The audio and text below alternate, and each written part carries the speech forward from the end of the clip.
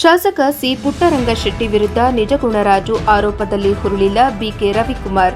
ನಿಜಗುಣರಾಜು ಅಲ್ಲ, ಸುಳ್ಳು ಗುಣರಾಜು. ಪುಂಗಿದಾಸ ಅವರೇ ನ್ಯಾಯಾಲಯದ ರಸ್ತೆ ಅಭಿವೃದ್ಧಿಗೆ ಅಡ್ಡಿಪಡಿಸಿದರು. ಚಾಮರಾಜನಗರ ಶಾಸಕ ಸಿ ಪುಟ್ಟರಂಗಶೆಟ್ಟಿ ಅವರು ಸರ್ಕಾರದ ಅನುದಾನವನ್ನು ದುರ್ಬಳಕೆ ಮಾಡಿಕೊಂಡಿದ್ದಾರೆ ಎಂದು ಬಿಜೆಪಿ ಮುಖಂಡ ನಿಜಗುಣರಾಜು ಆರೋಪ ಮಾಡಿದರು. ಆರೋಪದಲ್ಲಿ ಯಾವುದೇ ಹುರುಳಿಲ್ಲ ಎಂದು ಜಿಲ್ಲಾ ಕಾಂಗ್ರೆಸ್ ಉಪಾಧ್ಯಕ್ಷ ಬಿಕೆ ರವಿಕುಮಾರ್ ಹೇಳಿದರು. ನಗರದ ಜಿಲ್ಲಾ ಕಾರ್ಯನಿರತ ಪತ್ರಕರ್ತರ ಭವನದಲ್ಲಿ ಕರೆದಿದ್ದ ಪತ್ರಿಕಾಗೋಷ್ಠಿಯಲ್ಲಿ ಅವರು ಮಾತನಾಡಿ, ನಿಜಗುಣರಾಜು ಅವರಿಗೆ ಟೀಕೆ ಮಾಡುವುದು ಒಂದು ಚಾಳಿಯಾಗಿದೆ. ಅವರ ಇದೇ ರೀತಿ ಸಲ್ಲದ ಆರೋಪಗಳನ್ನು ಮಾಡುವುದನ್ನು ಮುಂದುವರಿಸಿದರೆ ಅವರ ಲೋಪದೋಷಗಳನ್ನು ಬಹಿರಂಗಪಡಿಸಬೇಕಾಗುತ್ತದೆ ಎಂದು ಎಚ್ಚರಿಸಿದರು. ಸಿಎಂ ಸಿದ್ದರಾಮಯ್ಯ ಅವರು ನೀಡಿರುವ 50 ಕೋಟಿ ಅನುದಾನವನ್ನು ಯಾವ ಇಲಾಖೆಗೆ ಹಂಚಿಕೆ ಮಾಡಬೇಕು ಎಂಬುದನ್ನು ಸರ್ಕಾರ ಮಾನದಂಡ ಹಾಕಿಕೊಟ್ಟಿದೆ. 50 ಕೋಟಿಯಲ್ಲಿ 5-6 ಕೋಟಿ ಬಿಟ್ಟರೆ ಉಳಿದ ಹಣ ಬಂದಿಲ್ಲ. ಇದರ ಬಗ್ಗೆ ಮಾಹಿತಿ ಇಲ್ಲದೆ ನಿಜಗುಣರಾಜು ಆರೋಪ ಮಾಡುತ್ತಿದ್ದಾರೆ ಎಂದರು.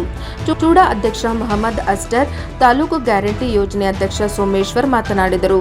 ಪತ್ರಿಕಾಗೋಷ್ಠಿಯಲ್ಲಿ ಕನಿಷ್ಠ ವೇತನ ಸಲಹಾ ಸಮಿತಿಯ ಮಾಜಿ ಅಧ್ಯಕ್ಷ ಉಮೇಶ್, ಎಸ್ಪಿಕೆ ಜಿಲ್ಲಾ ಕಾಂಗ್ರೆಸ್ ಕಾರ್ಯದರ್ಶಿ ಎಂ ಶಿವಮೂರ್ತಿ, ನಗರಸಭಾ ಮಾಜಿ ಸದಸ್ಯರಾದ ಚಿಂಗುಮಣಿ, ಕರಿನಂಜನಪುರ ಸ್ವಾಮಿ, ತಾಲೂಕು ಪಂಚಾಯಿತಿ ಮಾಜಿ ಸದಸ್ಯ ಪುಟ್ಟಸ್ವಾಮಿ ಹಾಜರಿದ್ದರು. ವರದಿ ಹೊಂಬ ನಂಜುಂಡನಾಯಕ, ಪ್ರಜಾಪವರ್ ಟಿವಿ, ಚಾಮರಾಜನಗರ. ಮಾಜಿ ಕನಿಷ್ಠ ವೇತನ ಸಲಹಾ ಮಂಡಳಿಯ ರಾಜ್ಯಾಧ್ಯಕ್ಷರಾಗಿದ್ದಂಥ ಉಮೇಶ್ ಅವರು ಇದ್ದಾರೆ ಮತ್ತು ನಮ್ಮ ತಾಲೂಕು ಗ್ಯಾರಂಟಿ ಸಮಿತಿಯ ಅಧ್ಯಕ್ಷರು ಮತ್ತು SC ವಿಭಾಗದ ಅಧ್ಯಕ್ಷರು ಸ್ನೇಹಿತರಾದ ನಲ್ಲೂರು ಸೋಮೇಶ್ ಅವರು ಈ ಘೋಷಣೆಯಾಗಿದ್ದಾರೆ ಮತ್ತು ನಮ್ಮ ಜಿಲ್ಲಾ ಕಾಂಗ್ರೆಸ್ನ ಕಾರ್ಯದರ್ಶಿಯಾಗಿರ್ತಕ್ಕಂಥ ಶಿವಮೂರ್ತಿ ಅವರು, ರಾಮಸಮದ ಶಿವಮೂರ್ತಿ ಅವರಿದ್ದಾರೆ ಮತ್ತು ಮಾಜಿ ತಾಲೂಕು ಪಂಚಾಯಿತಿ ಸದಸ್ಯರಾಗಿರ್ತಕ್ಕಂಥ ಪುಟ್ಟಸ್ವಾಮಿ ಅವರು ಇದ್ದಾರೆ ಮತ್ತು ಮಾಜಿ ನಗರಸಭಾ ಸದಸ್ಯರು ST ವಿಭಾಗದ ಉಪಾಧ್ಯಕ್ಷರಾದಂಥ ಚೆಂಗುಮಣಿ ಇದ್ದಾರೆ ಮತ್ತು ನಗರಸಭಾ ನಾಮನಿರ್ದೇಶಿತ ಸದಸ್ಯರಾದಂಥ ಸ್ವಾಮಿಯವರು, ಕರ್ನಂಜಪುರ ಸ್ವಾಮಿಯವರು ಈ ಗೋಷ್ಠಿಯಲ್ಲಿ ಇದ್ದಾರೆ. ಈಗಾಗಲೇ ಈ ಗೋಷ್ಠಿಯನ್ನು ಕರೆದಿರ್ತಕ್ಕಂಥ ಉದ್ದೇಶ ತಮ್ಮೆಲ್ಲರೂ ಕೂಡ ಈಗಾಗಲೇ ಗೊತ್ತೇ ಇದೆ. ನಿನ್ನೆ ನಮ್ಮ ನಿಜಗುಣ ಬಿಜೆಪಿ ಪಕ್ಷದ ಮುಖಂಡರಾಗಿರ್ತಕ್ಕಂಥ ನಿಜಗುಣ ಅವರು ಪತ್ರಿಕಾಗೋಷ್ಠಿಯನ್ನು ಕರೆದು ನಮ್ಮ ಕ್ಷೇತ್ರದ ಶಾಸಕರ ಬಗ್ಗೆ ಮತ್ತು ಅನೇಕ ವಿಚಾರಗಳನ್ನು ಇಟ್ಕೊಂಡು ಪತ್ರಿಕಾಗೋಷ್ಠಿಯಲ್ಲಿ ಟೀಕೆ ಟಿಪ್ಪಣಿಗಳನ್ನು ಮಾಡಿದ್ದಾರೆ. ಅದಕ್ಕೆ ನಾವು ಉತ್ತರವನ್ನು ಕೊಡಬೇಕು ಅನ್ನುವಂಥ ಉದ್ದೇಶದಿಂದ ಈ ಒಂದು ಗೋಷ್ಠಿಯನ್ನು ಕರೆದಿದ್ದೇವೆ. ರಾಜಕೀಯ ಮೇಲೆ ಟೀಕೆ ಟಿಪ್ಪಣಿಗಳು ಇವೆಲ್ಲವೂ ಸಹಜ. ಆದರೆ ಒಂದು ಟೀಕೆಯನ್ನು ಮಾಡುವಂತಹ ಸಂದರ್ಭದಲ್ಲಿ ಅವರು ಮಾಡ್ತಕ್ಕಂಥ ಆರೋಪಗಳು ಪತ್ರಿಕೆಯಲ್ಲಿ ಗಮನಿಸಿದಾಗ ಸಾರ್ವಜನಿಕರು ಇದು ಸತ್ಯವೋ ಅಸತ್ಯವೋ ಅನ್ನುವಂಥದ್ದನ್ನ ನೋಡ್ತಾರೆ. ಆ ದೃಷ್ಟಿಯಿಂದ ನಾವು ನೋಡಿದ್ರೆ ನಿಜಗುಣ ಮಾಡಿರ್ತಕ್ಕಂಥ ಎಲ್ಲ ಆಪಾದನೆಗಳು ಕೂಡ ಸಂಪೂರ್ಣವಾಗಿರ್ತಕ್ಕಂಥ ಸುಳ್ಳಿನಿಂದ ಕೂಡಿದೆ. ಅವರ ಹೆಸರು ನಿಜಗುಣ ಅಂತಿದೆ, ಆದರೆ ತದ್ವಿರುದ್ಧವಾಗಿ ಬರೀ ಸುಳ್ಳನ್ನೇ ಹೇಳುವ ಮೂಲಕ ಸುಳ್ಳು ಗುಣ ಅನ್ನುವಂಥದ್ದನ್ನ ಆ ಪತ್ರಿಕಾಗೋಷ್ಠಿಯ ಮುಖಾಂತರ ಅವರು ತೋರ್ಪಡಿಸ್ಕೊಂಡಿದ್ದಾರೆ ಅನ್ನುವಂಥದ್ದು ನನ್ನ ಭಾವನೆ. ಅವರು ಒಂದು ಚಾಳಿ ಆಗ್ಬಿಟ್ಟಿದೆ. 3 ತಿಂಗಳಿಗೊಂದ್ಸರಿ, 6 ತಿಂಗಳಿಗೊಂದ್ಸರಿ ಪತ್ರಿಕಾಗೋಷ್ಠಿ ಕರೆಯೋದು, ಟೀಕೆ ಮಾಡೋದು. ಈ ರೀತಿ ಮಾಡಿದ್ರೆ ಏನೋ ನಾವು ದೊಡ್ಡವನಾಗೋಯ್ತೀವಿ, ನಮ್ಮ ಬಗ್ಗೆ ಓಲೈಸ್ಕೋಬಹುದು, ಬಿಜೆಪಿ ಪಕ್ಷದಲ್ಲಿ ಒಂದು ಗೌರವ ಸಿಗ್ತದೆ ಅನ್ನುವಂಥದ್ದು ಅವರ ಭಾವನೆ. ಹಾಗಾಗಿ ಈ ರೀತಿಯ ಆಧಾರ ರಹಿತವಾಗಿರ್ತಕ್ಕಂಥ ಮಾಹಿತಿಗಳನ್ನ ಪೂರ್ಣವಾಗಿ ತೆಗೆದುಕೊಳ್ಳದೆ ಈ ರೀತಿಯ ಟೀಕೆ ಟಿಪ್ಪಣಿಗಳನ್ನ ಮಾಡೋದ್ರ ಮೂಲಕ ನಗೆಪಾಟಿಗೆ ಈಡಾಗಿದ್ದಾರೆ ಅನ್ನುವಂಥದ್ದು ನನ್ನ ಒಂದು ಭಾವನೆ. ಮತ್ತು ಜೊತೆಗೆ ಅವರು ಹೇಳಿದ್ದಾರೆ, ಏನು ನಾಳೆ ಇಂಥದೇ ಒಂದು ತಂಡ ಬಂದು ಕೂತ್ಕೊಂಡು ಆರಂಭ ಮಾಡ್ತಾರೆ, ಬ್ಯಾಂಡ್ ಸೆಟ್ ಅಂತೇಳಿ ಟೀಕೆ ಮಾಡೋಂಥವ್ರು ನಮ್ಮನ್ನು ಸೇರಿಸಿ ಹೇಳಿದ್ದಾರೆ. ನಿಜ, ಅವರು ಅವ್ರ ಬೆನ್ನನ್ನ ಹಿಂತಿರುಗಿ ಮತ್ತು ಅವ್ರ ಪಕ್ಷದಲ್ಲಿ ಅವ್ರ ಬಗ್ಗೆ ಏನು ಅಭಿಪ್ರಾಯ ಇದೇನು ಅಂತ ತಿಳ್ಕೊಂಡ್ರೆ ಒಳ್ಳೇದು. ಯಾವ್ಯಾವ ರೀತಿ ಅವ್ರ ಪಕ್ಷದವರು ಚುನಾವಣೆಯಲ್ಲಿ ಸ್ಪರ್ಧೆ ಮಾಡಿದಂಥವ್ರು, ಈಗ ಆ ಪಕ್ಷದಲ್ಲಿ ಮುಂಚೂಣಿಯಲ್ಲಿ ಇರ್ತಕ್ಕಂಥವ್ರು, ಅವ್ರ ಬಗ್ಗೆ ಏನು ಅಭಿಪ್ರಾಯ ಇದೆ, ಏನು ಹೇಳ್ತಾರೆ ಆದಿ ಬೀದಿನಲ್ಲಿ, ಅದು ತಿಳ್ಕೊಂಡ್ರೆ ನಮ್ಮ ಬಗ್ಗೆ ಅವರು ಟೀಕೆ ಮಾಡಕ್ ಹೋಗೋದಿಲ್ಲ ಮತ್ತು ಈ ರೀತಿ ಆಧಾರರಹಿತವಾಗಿರ್ತಕ್ಕಂಥ ಟೀಕೆಗಳನ್ನು ಮಾಡೋದಿಲ್ಲ, ಮನೆಯಲ್ಲಿ ಉಳ್ಕೊಳ್ತಾರೆ. ಆದರೆ ಯಾವುದನ್ನು ಕೂಡ ಗಮನಿಸದೆ ಅವರು ಈ ರೀತಿಯಾದಂತಹ ಟೀಕೆ ಟಿಪ್ಪಣಿಗಳನ್ನ ಅವರು ಮಾಡ್ತಾರೆ ಅಂತ ಹೇಳಿದ್ರೆ ತಪ್ಪಾಗಲಾರದು. ಅವ್ರನ್ನ ಅವ್ರ ಪಕ್ಷದಲ್ಲೇ, ಅವ್ರ ಪಕ್ಷದವರು, ನಾವಲ್ಲ, ಪುಂಗಿದಾಸ ಅಂತ ಕರೀತಾರೆ ಅವ್ರನ್ನ. ಅದೇ ಗೊತ್ತಿಲ್ಲ ಅವ್ರಿಗೆ. ಅವ್ರು ಬಂದು ನಮ್ಮನ್ನ ಇಲ್ಲ ಬೇರೆ ಬೇರೆ ರೀತಿಯಾದಂಥ ಆಪಾದನೆಗಳನ್ನು ಮಾಡ್ತಾರೆ, ಅದಿರಲಿ. ಬಟ್ ನಾವು ಅವರು ಏನು ಆಪಾದನೆಗಳನ್ನು ಮಾಡಿದ್ದಾರೆ, ಅನುದಾನವನ್ನು ದುರ್ಬಳಕೆ ಮಾಡ್ಕೊಂಡಿದ್ದಾರೆ ಪುಟ್ಟರಂಗ ಶೆಟ್ಟಿ, ಮತ್ತು ಅವರ ಒಂದು ಅವಧಿನಲ್ಲಿ ಯಾವುದೇ ರೀತಿಯಾದಂಥ ಅಭಿವೃದ್ಧಿ ಕಾರ್ಯಗಳಾಗಿಲ್ಲ, ಅಭಿವೃದ್ಧಿ ಕುಂಠಿತ ಆಗಿದೆ.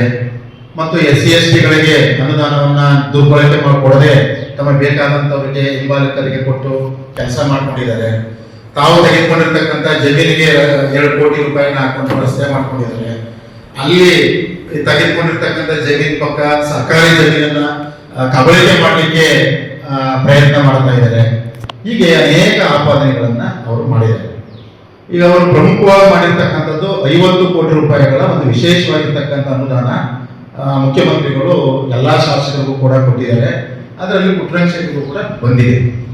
ಆ ಅನುದಾನವನ್ನ ಯಾವ್ಯಾವ ಇಲಾಖೆಗಳಿಗೆ ಹಂಚಬೇಕು ಅನ್ನುವಂಥದ್ದನ್ನ ಸರ್ಕಾರನೇ ಒಂದು ಮಾನದಂಡ ಹಾಕಿ ಕೊಟ್ಟಿದೆ. ಪುಟ್ಟರಂಗ ಶೆಟ್ಟರಾಗಲಿ ಅಥವಾ ಬೇರೆ MLAಗಳಾಗಲಿ ಅವ್ರಿಗೆ ಇಷ್ಟ ಬಂದಂತ ಇಲಾಖೆಗಳಿಗೆ ಕೊಡ್ಕೊಳ್ಳುವಂತ ಒಂದು ಸ್ವತಂತ್ರವನ್ನ ಕೊಟ್ಟಿಲ್ಲ. 50 ಕೋಟಿ ರೂಪಾಯಿಗಳಿಗೆ ಕ್ರಿಯಾಯೋಜನೆಯನ್ನ ಕೊಡಿ, ಯಾವ್ಯಾವ ಇಲಾಖೆಗಳ ಮೂಲಕ ತೆಗೆದುಕೊಳ್ಬಹುದು ಮತ್ತು MLA ಅವರ ಸ್ವಂತ ವಿವೇಚನೆಯಿಂದ ಎಷ್ಟು ಕೋಟಿ ಹಣವನ್ನ ಬಳಸಬಹುದು, ಇಷ್ಟನ್ನ ಒಂದು ಗೈಡ್ಲೈನ್ಸ್ ಅನ್ನು ಮಾಡಿ ಸರ್ಕಾರ ಮಾಡಿ ಅದಕ್ಕೆ ತೆಗೆದುಕೊಂಡು 50 ಕೋಟಿ ರೂಪಾಯಿಗಳನ್ನ ಕ್ರಿಯೋಜನೆಯನ್ನ ತೆಗೆದುಕೊಂಡು ಇವರಿಂದ ಅದಕ್ಕೆ ಅಪ್ರೂವಲ್ ಕೊಟ್ಟಿದೆ. ಆದರೆ ಹಣ ಒಂದು 5-6 ಕೋಟಿ ರೂಪಾಯಿ ಬಿಟ್ಟರೆ ಅದಕ್ಕೆ ಇನ್ನೂ 50 ಕೋಟಿನಲ್ಲಿ ಹಣ ಬಂದೇ ಇಲ್ಲ. ಅವರು ಕೊಟ್ಟಿದ್ದಾರೆ, ಇವರು ಕೊಟ್ಟಿದ್ದಾರೆ, SC ಕೊಟ್ಟಿಲ್ಲ, ST ಕೊಟ್ಟಿಲ್ಲ ಅಂತ ಹೇಳಿ ಅನೇಕ ಆಪಾದನೆಗಳನ್ನು ಮಾಡಿದ್ದಾರೆ. ಹಣನೇ ಬಿಡುಗಡೆ ಮಾಡಿದೆ. ಝೋನ್ 9 ಆಗಿದೆ, 6 ಝೋನ್ ಸಬ್ಸಿಡಿ ಆಗಿ ಕನೆಕ್ಷನ್ ಕೊಟ್ಟು ಸಿಸ್ಟಮೆಟಿಕ್ ತಂದಿದ್ದಾರೆ. ಈ 3 ಝೋನು ಇನ್ನು ಪೆಂಡಿಂಗ್ ಇದೆ. ಮಾಲಂಗಿದು ಟೆಂಡರ್ ಆಗಿದೆ 135 ಕೋಟಿ ಕುಡಿಯ ನೀರು, 138 ಕೋಟಿ ಯೂಸ್ಡ್ ಇದು. ಆಲ್ರೆಡಿ ಕುಡಿಯ ನೀರು ಟೆಂಡರ್ ಆಗಿ ವರ್ಕ್ ಆರ್ಡರ್ ಆಗಿ ಏನ್ ಕಾಮಗಾರಿ ಗುದ್ದಿ ಪೂಜೆಗೆ ಪೆಂಡಿಂಗ್ ಇಟ್ಟಾರೆ. ಮತ್ತೆ ಈ ಯೂಸ್ಡ್ ಇದೆಯಲ್ಲ 138 ಕೋಟಿದು ಟೆಕ್ನಿಕಲ್ ಕಮಿಟಿಗೆ ಹೋಗಿದೆ. ಮೊನ್ನೆ ಕಾಮಗಾರಿ ಯೂಸ್ಡ್ 303 ಕೋಟಿ ಚಾಮರಾಜನಗರ ಪಟ್ಟಣ ವ್ಯಾಪ್ತಿಗೆ ಅನುದಾನನ ಕ್ಯಾಬಿನೆಟ್ ನಲ್ಲಿ ನಿರ್ಣಯ ಆಗಿರೋದ್ರಿಂದ ಸಾಹೇಬರ ಒತ್ತಡದ ಮೇಲೆ ಇದು 1 ತಿಂಗಳಲ್ಲಿ ಗುದ್ದಿ ಪೂಜೆ ಆಗಿ ಸಬ್ಸೆಂಟ್ ಆಗಿ ಕಾಮಗಾರಿ ಆಗುತ್ತೆ. ಏನ್ ಝೋನ್ 9 ಮಾಡ್ರೆ ಆ ಝೋನ್ 9 24x ದಿನದ 24 ಗಂಟೆ ವಾರದ 7 ದಿನನೂ ಕುಡಿಯ ನೀರು ಚಾಮರಾಜನಗರ ಪಟ್ಟಣ ವ್ಯಾಪ್ತಿಗೆ ಅವಕಾಶ ಆಗುತ್ತೆ. ಅಂದ್ರೆ ಕಾಮಗಾರಿ ಪ್ರಾರಂಭಿಸಿ ಅಂತಿಮ 1 ವರ್ಷ ಕಾಮಗಾರಿ ಅವಧಿ ಕೊಡ್ತಾರೆ. ಆ ಅವಧಿ ಒಳಗೆ ಕೆಲಸ ಪರಿಪೂರ್ಣವಾಗುತ್ತೆ. ಅದರಿಂದ ಇನ್ನು 1 ವರ್ಷ ಚಾಮರಾಜನಗರ 31 ವಾರ್ಡಲ್ಲೂ ಕುಡಿಯ ನೀರು ತೊಂದರೆ ಇದೆ. ತಾವು ಏನ್ ಚಾಮರಾಜನಗರ ಪಟ್ಟಣ ಆಗಲಿ, ತಾಲೂಕಾಗಲಿ, ಜಿಲ್ಲೆಯಲ್ಲಾಗಲಿ ಏನು ನಿರೀಕ್ಷೆ ಅಂತ ಮಳೆ ಆಗಿಲ್ಲ. ಕೆರೆ ಮತ್ತೆ ಕಟ್ಟೆಗಳೆಲ್ಲ ಬತ್ತೋಗಿರೋದ್ರಿಂದ ಬೋರ್ಗಳಲ್ಲಿ ನೀರು ಬೆಳೆ ಹೋಗಿದೆ. ಸಾಕಷ್ಟು ಬೋರ್ಗಳಲ್ಲೇ ಜನ ನೀರನ್ನ ಕುಡಿಯಕ್ಕೆ ವ್ಯವಸ್ಥೆ ಮಾಡ್ತಿದ್ದಾರೆ. ಅದರಿಂದ ಇನ್ನೊಂದು ವರ್ಷ ಕಷ್ಟ.